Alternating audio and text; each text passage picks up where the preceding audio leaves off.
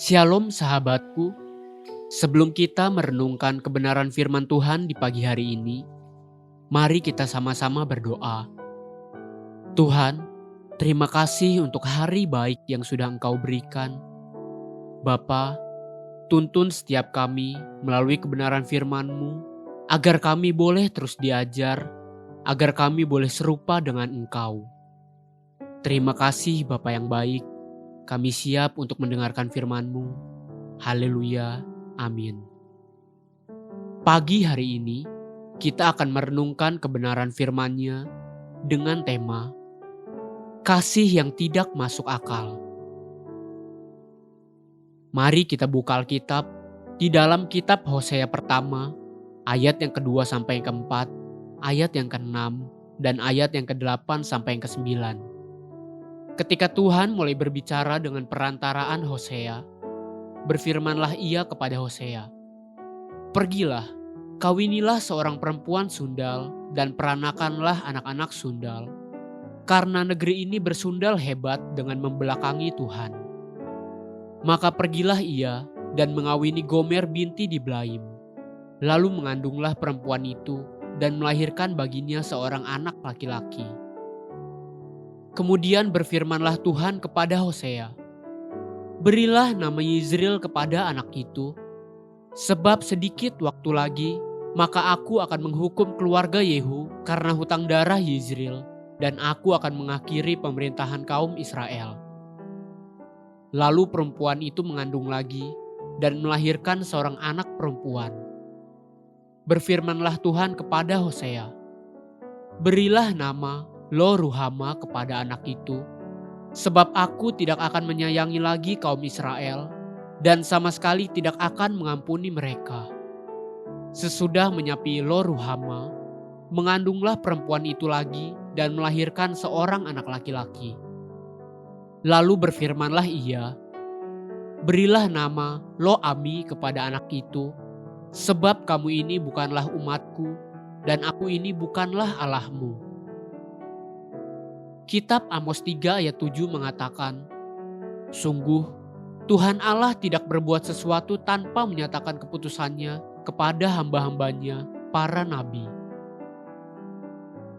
Dalam peristiwa dan kisah perjalanan hidup Hosea, Tuhan bukan saja menyatakan kehendaknya melalui nabinya Hosea, tapi Dia juga mencontohkan dan menggunakan hidup Hosea menjadi blueprint atau rancangan akan apa yang akan Tuhan kerjakan bagi bangsa Israel. Melalui kisah hidup Hosea ini, kita dapat belajar satu perkara tentang kedalaman kasih dan kemurahan Tuhan. Coba bayangkan dan renungkan, Hosea seorang nabi Tuhan yang melambangkan Tuhan sendiri, seorang yang kudus dan terhormat, bersedia mengambil dan menikahi Gomer, seorang perempuan sundal.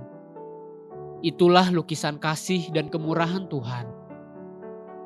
Puncaknya adalah pengorbanan Kristus di kayu salib.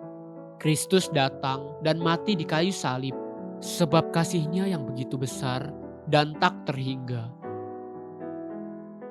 Jika Dia membutuhkan manusia untuk hidup sesuai dengan kehendak-Nya, Dia dapat saja menghabisi semua manusia yang ada dan memulainya kembali dengan menciptakan manusia-manusia yang sesuai dengan kehendak-Nya.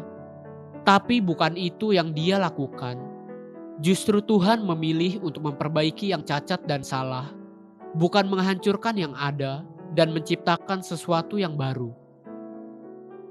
Hosea kemudian menghampiri Gomer istrinya. Anak demi anak dilahirkan oleh Gomer. Yang pertama bernama Yizriel atau Israel, sebab anak itu akan menjadi tanda bahwa sedikit waktu lagi maka Tuhan akan menghukum keluarga Yehu karena hutang darah Yizriel, dan aku akan mengakhiri pemerintahan kaum Israel. Kemudian Gomer melahirkan anak kedua, dan dinamailah anak itu Lo-ruhama, sebab Tuhan tidak akan menyayangi lagi kaum Israel dan sama sekali tidak akan mengampuni mereka. Lalu lahirlah anak ketiga, dan dinamailah anak itu Lo-ami, sebab bangsa Israel ini bukanlah umatku, kata Tuhan. dan aku ini bukanlah Allahmu. Bayangkan kehidupan dan perasaan hati Hosea saat itu. Anak demi anak yang dilahirkan baginya, mengingatkan dia akan betapa sakit hatinya Tuhan melihat tingkah laku umatnya yang berkali-kali pergi dan meninggalkan dia. Namun Hosea yang menampilkan atau mewujudkan pribadi Tuhan masih tetap mencintai Gomer, bahkan terus-menerus mengasihinya sampai anak demi anak dilahirkan oleh Gomer. Dapatkah saudara memahami kedalaman hati Tuhan yang begitu mulia, yang terus-menerus mengasihi umatnya, sekalipun umatnya berkali-kali pergi meninggalkan dia?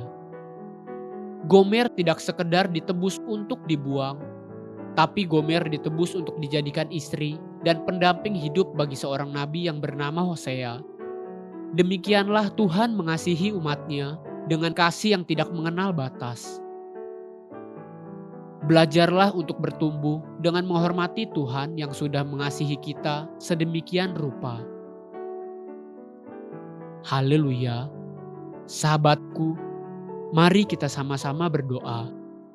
Terima kasih Bapa Surgawi. Aku mengucap syukur untuk kasih-Mu yang luar biasa. Amin. Jesus loves you and so do I.